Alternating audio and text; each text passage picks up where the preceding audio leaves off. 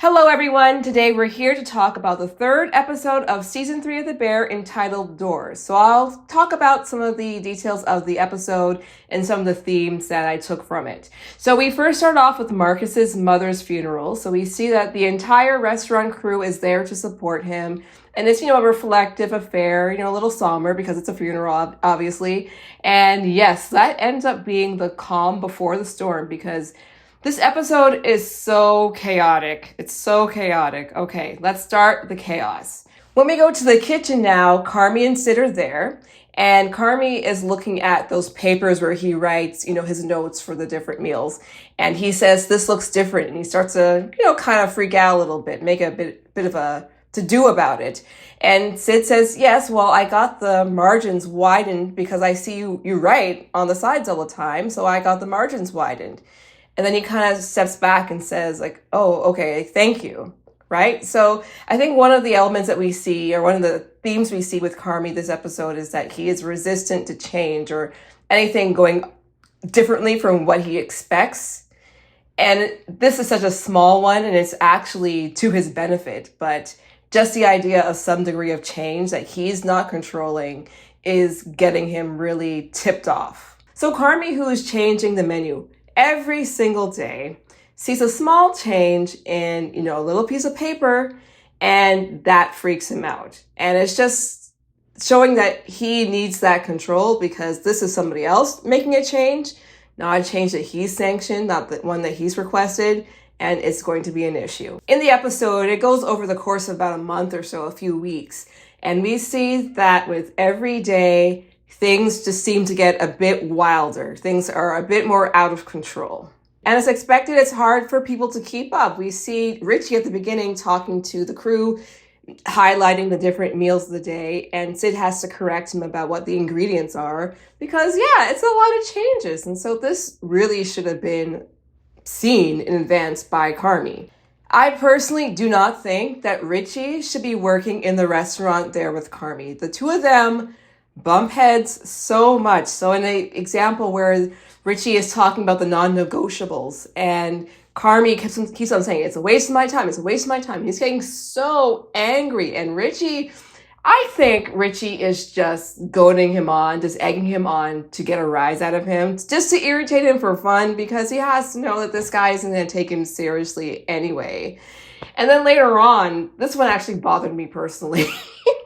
So I was on Carmy's side. So there was a guest, there was Richie and Fak, and they were wheeling out a pinata for somebody's birthday. And Carmy said no. And I'm on Carmy's side for this. I could not imagine for going to a high-end restaurant and seeing the table next to me have somebody's birthday and they have a pinata that presumably they're going to beat. I'm guessing they're going to beat it up there. That's that's unacceptable. So in this instance, I agree with Carmy 100%. But I don't know, at this point, I don't know if there's time to take things back, especially as they already promised the customer that they would do this for them.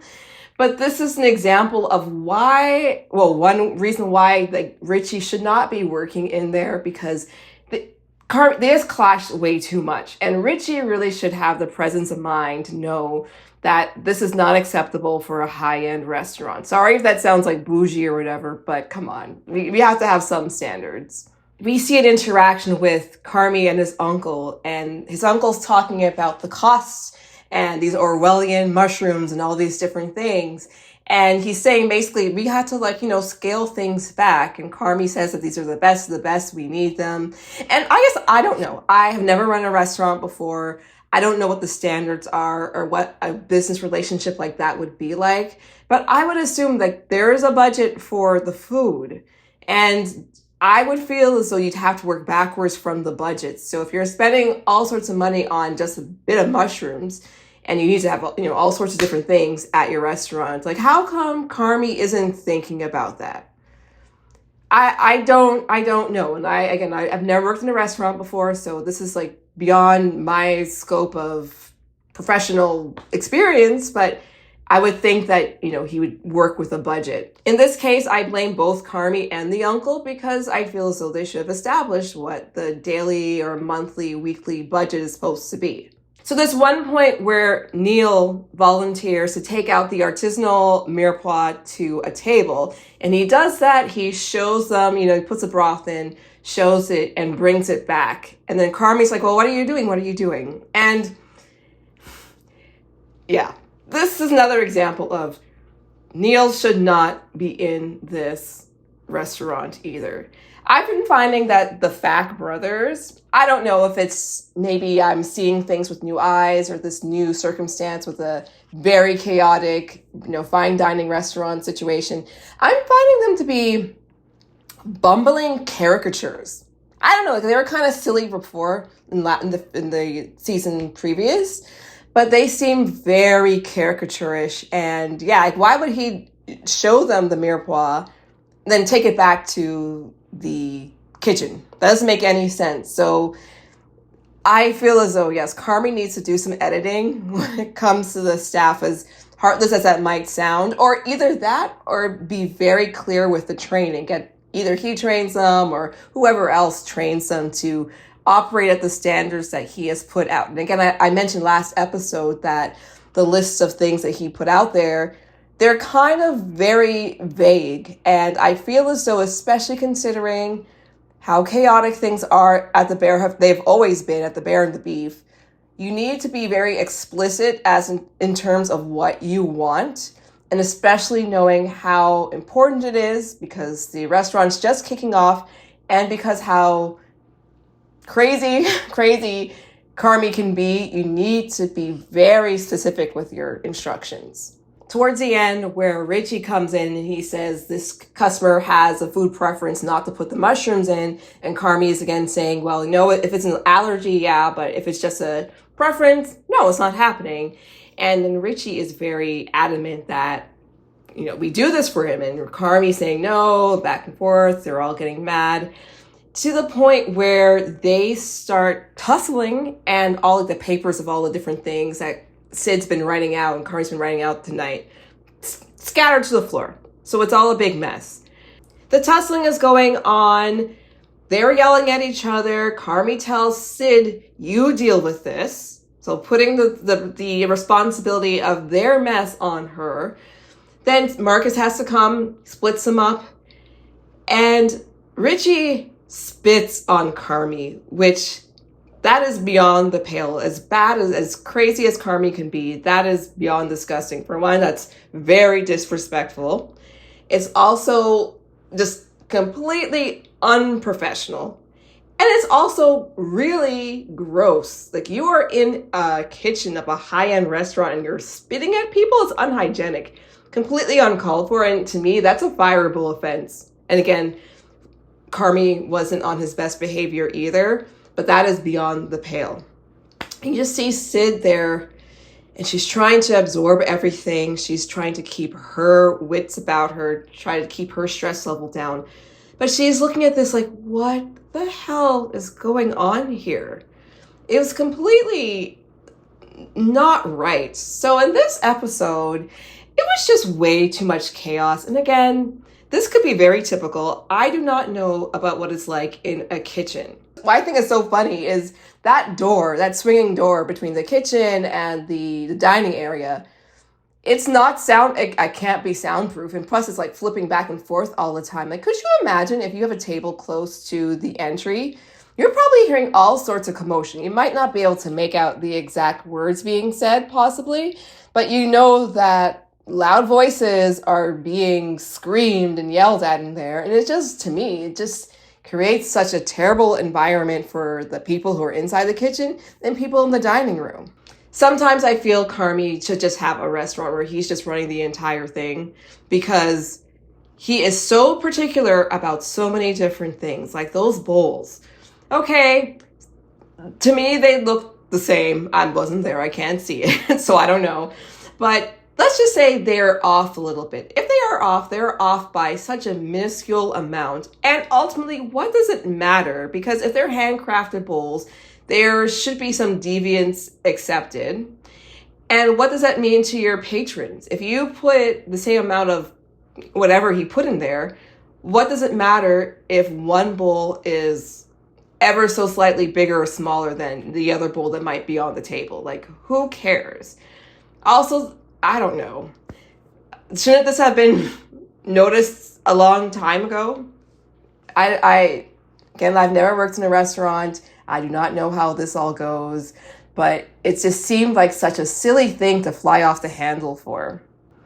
I was very happy that at the end, Sid told Carmy, "You need to calm down." And he says, "Oh, they're being too effing slow." And she says, "No, I'm not asking you. I'm telling you, you need to calm down." Because he looked like he was about to blow a gasket. Again, his heart rate, his blood pressure must be through the roof.